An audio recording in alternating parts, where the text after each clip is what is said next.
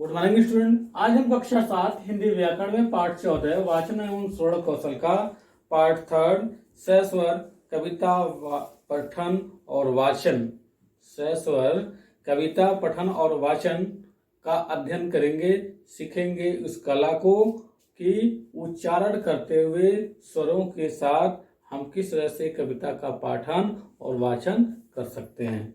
तो देखें, सबसे पहले जान लें कविता पठन और वाचन अर्थात कविता देखकर पढ़ना या बिना देखे पढ़ना, इसको प्रस्तुत किस प्रकार से करना चाहिए, किस प्रकार से हम करते हैं, उसके बारे में अध्ययन करेंगे।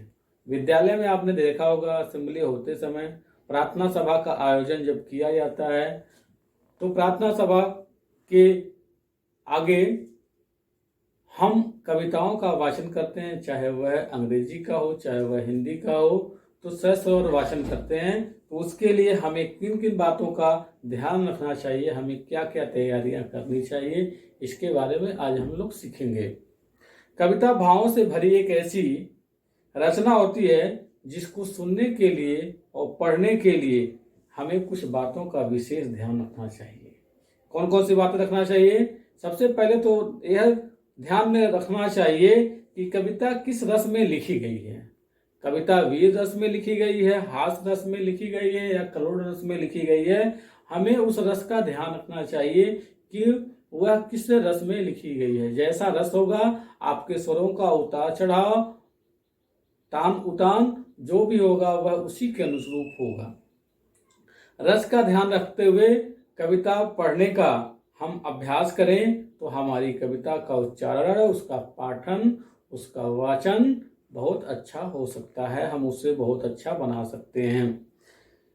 बेरस की कविता पढ़ते समय आवाज में भरपूर जोश और उत्साह होना चाहिए। यदि आप बेरस की कविता पढ़ रहे हैं उसमें भरपूर जोश और उत्साह होना चाहिए। और यदि हास्य रस की कविता आप पढ़ रहे हैं या सुनने का समय हास्य पैदा ना हो तो वह नीरस लगने लगती है। तो हास्य रस की कविता पढ़ने सुनते समय हमें हास्य पैदा करने वाले हाव और भाव अर्थात हाथ पैर और मुद्रा आपके चलने चाहिए, जिससे देखकर लोगों में हंसी उत्पन्न हो सके, आप लोगों को हंसा सकें। तीसरा, यदि कविता करुण रस का है तो करुण रस की कविता पढ़ते समय स्वर में थोड़ा करुण का भाव होना चाहिए। करुण मीन्स होता है दुख, मतलब आपके स्वरों में थोड़ा दुखी होने का भाव होना चाहिए, तभी आप अपनी कविताओं से किसी को दुखी स्वरूप में प्रभावित कर सकते हैं। यदि कविता ठीक प्रकार से याद होनी चाहिए, अगला आपको कविता ठीक प्रकार से याद होना चाहिए। यदि कविता आपको ठीक प्रकार से याद नहीं है तब भी आप उस कविता का अच्छे से वाचन नहीं कर सकते हैं।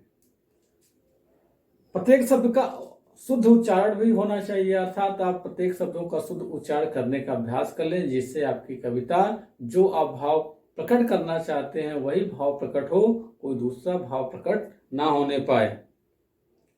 इसके लिए आवश्यक है कि कविता को आप टेप कर लें, उसे रिकॉर्ड कर लें और बार बार उसको सुने और उसके साथ उच्चारित करें, उसका अभ्यास करें, जिससे आपका उच्चारण सही और शुद्ध हो सके। कविता पढ़नी है, सुननी है या गानी है? कविता आपको पढ़ना है या सुनना है या गानी है, इसका पहले से आपको अभ्यास कर लेना चाहिए। आपको पता होना चाहिए कि कविता गाकर बोलना है या वाचन करना है या आपको सुनना है, तो उसी के अनुसार आपको अभ्यास कर लेना चाहिए। इस प्रकार से मैं इन तीनों रसों की कविताओं में से एक रस की कविताएं आपके सामने प्रस्तुत कर रहा हूं, उसे आप देखकर यह समझ सकते हैं कि किस तरह से आप अपनी कविताओं का उच्चारण करते हैं। जैसे हास्य में मन मैलापन उजरा भाषण लक्ष्यदार, ऊपर सत्याचार है भीतर भ्रष्टाचार। झूठों के घर पंडित बाचे कथा सत्य भगवान की, जो झूठे हैं उनके घर पंडित बाचे कथा सत्य भगवान की, जय बोलो बेईमान की। प्रजातंत्र के पेड़ पर कौवा करे किलोल, टेप रिकॉर्डर में भरे चमगादड़ के बोल। नित्य रोज योजना बन रही, जन जन के कल्याण की, जय बोलो बेईमान की, जय बोलो बेईमान की। दिन दिन बढ़ता जा रहा काले धन का जोर, डार डार सरकार है पात पात पर चोर। नहीं सफल होने दे कोई युक्ति ईमान की, जय बोलो बेईमान की, जय बोलो बेईमान की। तो इस तरह से ये हास्य कविता है।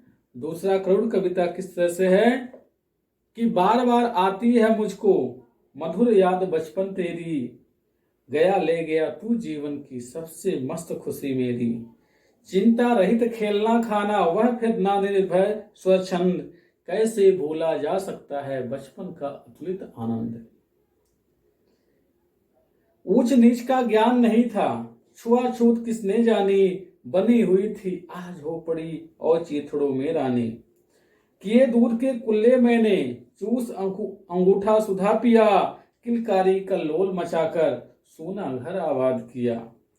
रोना और मचल जाना भी क्या आनंद दिखाते थे, बड़े बड़े मोती से आंसू जयमाला पहनाते थे। मैं रोई माँ काम छोड़कर, मुझको आकर उठा लिया, झाड़ पोछ कर चूम चूम कर गीले गालों को सुखा दिया।